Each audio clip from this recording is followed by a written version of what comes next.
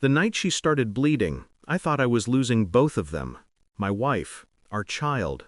She screamed in the passenger seat, gripping her stomach, red soaking through the white of her dress. I ran red lights, cut across lanes. The hospital doors swallowed us in sterile white. Nurses, stretchers, voices. Everything blurred into noise. Then, the doctor's face. It wasn't panic, it was recognition. He froze, looked at her chart, then at her, then at me. He called for 2 more doctors. They huddled, whispering in low urgency. One of them finally stepped out, motioned me into the hallway. His voice dropped. "Sir, we need to ask you something." "What?" He hesitated. "Did your wife tell you anything unusual recently?"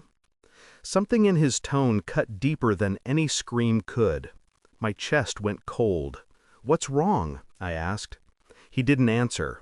He just looked through me, like the truth was already known and I was the last to see it.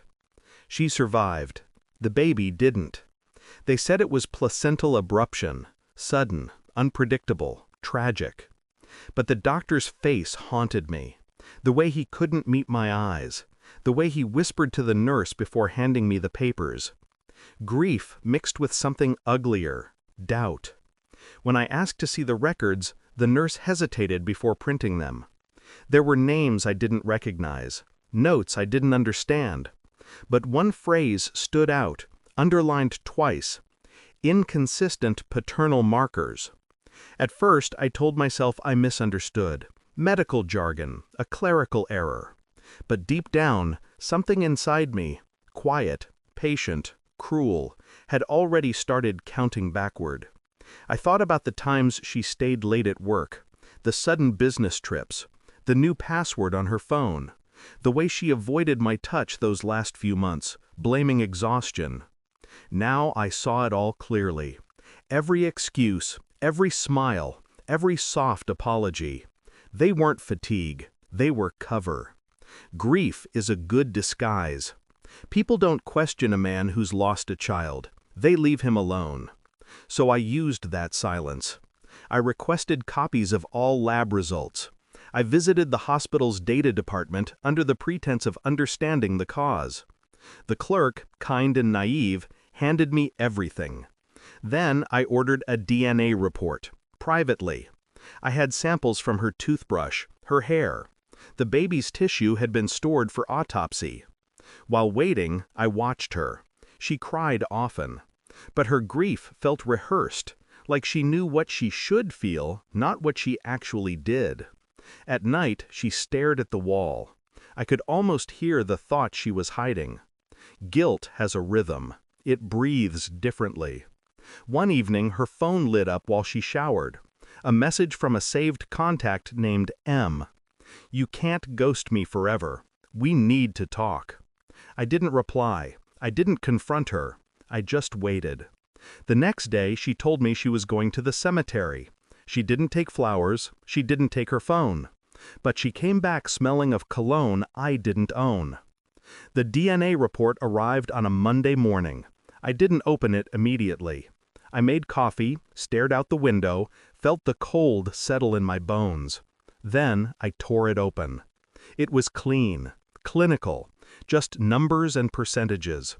Probability of paternity, 0.00%.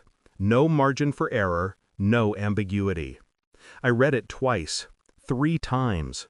My heartbeat didn't change. My breathing didn't stutter. The storm inside me had gone quiet. That night, when she came home, I placed the envelope on the table. She froze, looked at it, looked at me. "What's this?" "Proof." Her lips trembled. "You don't understand."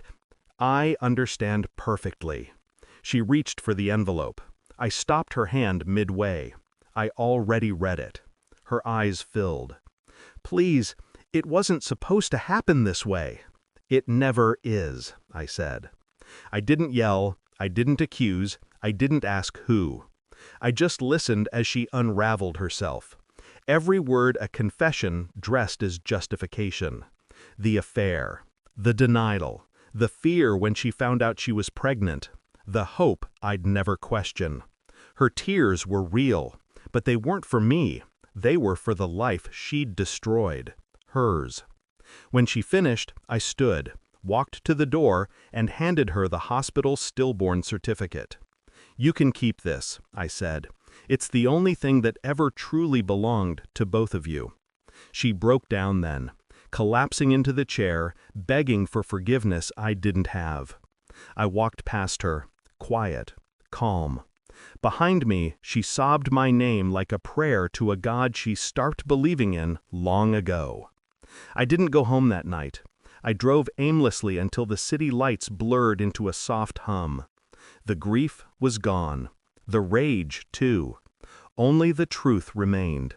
Cold, perfect, undeniable. In the morning, I called the lawyer, told him to begin the process. When he asked for a reason, I said, "She lost something that was never mine to lose." I watched the sunrise through the windshield, pale and indifferent, and for the first time in months, I felt nothing. Absolutely nothing. Thanks for watching. Don't forget to like, share, and comment. Subscribe now to Cheating Stories Insight World for more amazing stories.